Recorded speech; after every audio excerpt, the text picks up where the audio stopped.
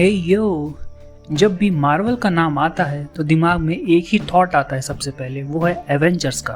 Avengers Marvel के लिए एक ऐसा प्रोजेक्ट था जिसने मार्वल को एक नई डायरेक्शन दी और एक पूरा सिनेमैटिक यूनिवर्स बिल्ड करने में मदद की। बट जब इन्फिनिटी सागा को फेज 3 में एक कंक्लूजन मिला, उसके बाद से जो ओजी एवेंजर्स थे वो धीरे धीरे सेपरेट होने लगे और डिस्पर्स होने लगे। लेकिन एवेंजर्स जैसी ही एक और टीम बिल्ड हो रही है फेज 5 के अंदर, जिसका नाम है थंडरबोल्ट। और जहाँ पे नाम आता है थंडरबोल्ट्स का, वहीं पे एक और नाम आता है, वो है डार्क एवेंजर्स। सो आइए जानते हैं कि डार्क एवेंजर्स कौन है, डार्क एवेंजर्स के मेंबर कौन कौन से हैं और कैसे डार्क एवेंजर्स सेटअप हो सकते हैं थंडरबोल्ट मूवी के थ्रू।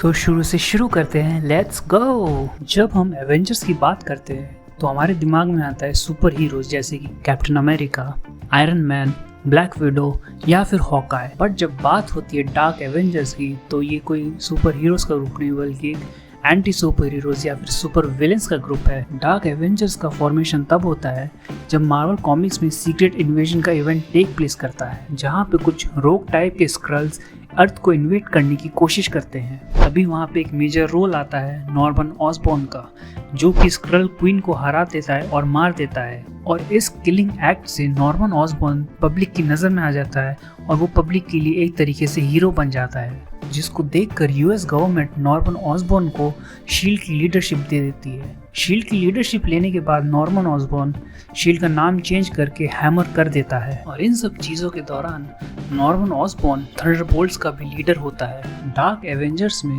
कुछ मेंबर्स ऐसे होते हैं जो थंडरबोल्ट के फॉर्मर मेंबर्स रह चुके हैं और कुछ ऐसे मेंबर्स भी होते हैं जो एवेंजर्स का रिप्लेसमेंट दिखाई देते हैं। बात करें डार्क एवेंजर्स में कौन कौन से सुपर विलेंस उस टीम का हिस्सा बने, तो सबसे पहला नाम आता है नॉर्मन ऑसबॉर्न का ही, जो कि आयरन पेट्रियट के नाम से डार्क एवेंजर्स को लीड करता था। आयरन पेट्रियट को एक तरीके से आयरन मैन और कैप्टन अमेरिका का कॉम्बिनेशन कह सकते हैं, जहाँ पे सूट तो आयरन मैन का था लेकिन जो उसके कलर्स थे वो कैप्टन अमेरिका की थीम के ऊपर बेस्ड थे। नॉर्मन ऑसबॉर्न अमेरिकन्स के सामने अपने आप को एक तरीके से हीरो फिगर दिखाना चाहता था, इसलिए उसने इस तरीके का कॉम्बिनेशन चूज किया। लेकिन जैसा कि मैंने आपको पहले बताया था कि डार्क एवेंजर्स मतलब सुपर विलेंस या फिर एंटी सुपर हीरो। सो नॉर्मन ऑसबॉर्न यूएसए की पब्लिक के सामने इन सुपर विलेन की टीम को एक तरीके से सुपर हीरो की टीम दिखाने की कोशिश कर रहा था। इसके बाद डार्क एवेंजर्स में एंट्री होती है बुल्स आई की, जो कि रिप्लेसमेंट बनता है हॉकाई का। इसके बाद नाम आता है डेकन का, जो कि वॉल्वरिन का बेटा होता है और एक डार्क वॉल्वरिन का रोल निभाता है डार्क एवेंजर्स के अंदर। कॉमिक्स में डेकन वॉल्वरिन को काफ़ी ज़्यादा हेट करता है, क्योंकि वॉल्वरिन ये जानता ही नहीं था कि उसका बेटा डेकन एग्जिस्ट भी करता है। और इसी चीज़ का फ़ायदा उठा के नॉर्मन ऑसबॉर्न ने डेकन को इन्फ्लुएंस किया डार्क एवेंजर्स में आने के लिए। फिर बारी आती है मूनस्टोन की, जो कि रिप्लेसमेंट बनती है मिस मार्वल का।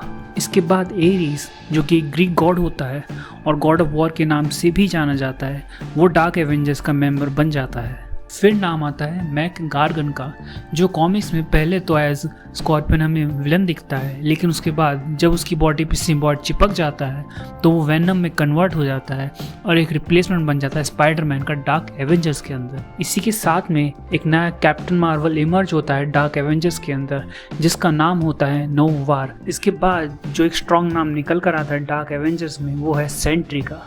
कॉमिक्स के अकॉर्डिंग रॉबर्ट रेनॉल्ड्स, जो कि आगे जाके सेंट्री बनता है, सुपर सोल्जर सीरम कंज्यूम कर लेते हैं, जिससे उसको सेंट्री की पावर्स मिलती हैं। लेकिन सेंट्री अपने आप में एक डार्क और नेगेटिव साइड भी रखता है, जिसका नाम है वॉइड, जो कि काफ़ी ईवल और डिस्ट्रक्टिव है।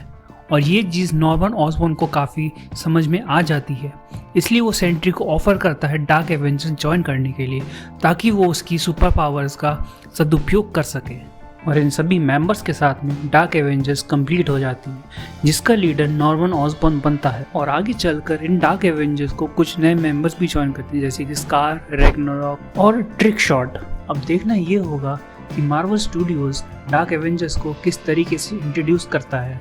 क्या वो थंडरबोल्ट्स की मूवी के थ्रू इंट्रोड्यूस करेगा या फिर आगे जाके एक सेपरेट सीरीज या फिर मूवी सीरीज बनाएगा। और अगर मार्वल डार्क एवेंजर्स को किसी भी तरह से लाता है तो क्या आप उसे देखना पसंद करेंगे या नहीं, या फिर आप अपने ओजी एवेंजर्स के साथ ही हैप्पी हैं।